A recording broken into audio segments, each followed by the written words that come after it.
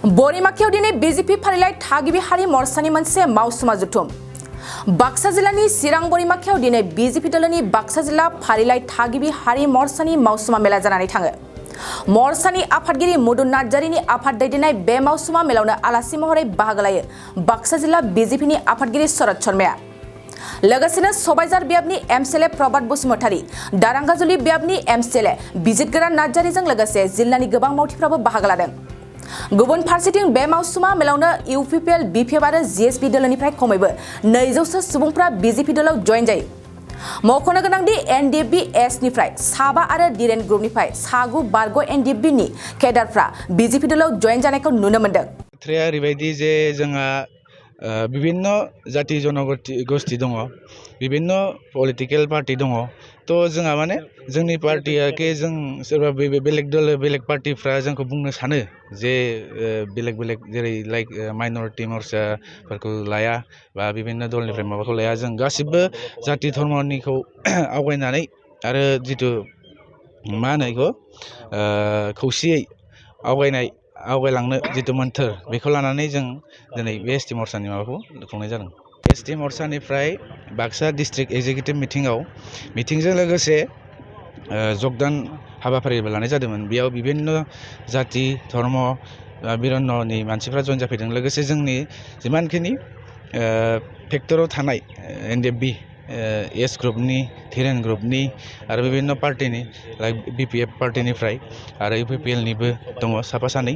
तो विभिन्न पार्टीनिफ्राय जोंनि बे बिजेपि पार्टी दोलोखौ जों सबका साथ सबका बिकासनि आदर्श जिथु मोनसे मोन्थ्रखौ लानानै आरो जोंनि जिमानखिनि मोजां हाबाफारि मावनायखौ नुनानै दिनै हेमन्त बिश्व शर्मा सार आरो लोगोसे जोंहा नरेन्द्र मदि नि जिथु दैदेननायाव जिथु हाबाफारि लानाय जाबाय दङ, बेफोरखौ मोजां मोननानै बिथांमोना जोंनि दलाव जगदान जाफैदों।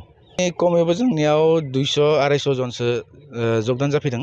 तो बेखिनियानो आरो आं मिजिंथियो जे फैबाय थानाय समाव जोंनि बे एसटि मर्चाया दोलो जिथु दलाव माने सोख'नो हायै माने जयेन जागोनखौ आङो मिजिंथियो। এখন কাৰ্যনিৰ্বাহক সভাখনৰ লগত জড়িত ৰাখি আমি এডিশ্যনেল এটা কাৰ্যসূচী ৰাখিছিলোঁ, যোগদান কাৰ্যসূচী।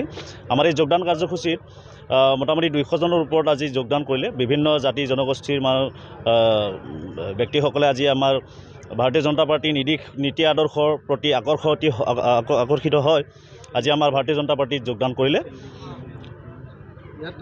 একচুৱেলি কাৰ্যনিৰ্বাহক সভাখন আমি প্ৰতি 3 মাহ মূৰে আমি কাৰ্যনিৰ্বাহক সভা পাতিব লাগে, আমি পাতোঁ। আমাৰ ইয়াত বিশেষ ধৰণৰ আলোচনা হয় যে আমি 3 মাহত যোৱা 3 মাহত আমি কি কৰিলোঁ আৰু আগন্তুক 3 মাহত আমি কি কৰিব লাগিব, দল সংগঠনক আমি শক্তিশালী কৰিবৰ কাৰণে আমি কি কৰিব লাগিব, কি কৰিব নালাগে, সেইটোৰ বিষয়ে আমাৰ আলোচনা হয়। তো আমি সেইখিনি কাৰ্যসূচী আজি কৰিলোঁ। ইয়াত বিভিন্ন দল সংগঠনৰ পৰা আহিছে, যেনেকুৱা বিপিএফৰ পৰা আহিছে, অবৰৰ পৰা আহিছে, ইউপিপিএলৰ পৰা আহিছে। তো এনডিএফবি এক্স জইন কৰিছে আজি, এনডিএফবি আমাৰ এনডিএফবিৰ বিভিন্ন এনডিএফবি ধিৰেনৰ গ্ৰুপৰ পৰা আহিছে, তো তেনেকুৱা এছ গ্ৰুপৰ পৰা আহিছে। তেনেকুৱা ধৰণৰ মোটামুটি 200 জনৰ ওপৰত আমাৰ আজি যোগদান কৰিলে। মাইনৰিটি আজি হয়তো বহুজনে বহু কথা ক'ব চেষ্টা কৰে যে মাইনৰিটি তেওঁলোকৰ বেলেগ চিন্তাধাৰা আছে বুলি বহুতজনে বহুত কথা ক'ব চেষ্টা কৰে। কিন্তু আজি আমাৰ মাইনৰিটি ভাই ককাইসকলে বা বাইদেউসকলে আজি প্ৰমাণ কৰি দিলে যে বিজেপিৰ প্ৰতি তেওঁলোকৰ চিন্তাধাৰা কেনেকুৱা, আজি তেওঁলোকে নিজে প্ৰমাণ কৰি দিলে। थाखो 8, 9 आरो 10 नि फरायसाफोरनि थाखाय मोनसे गोनां फोसावथाय।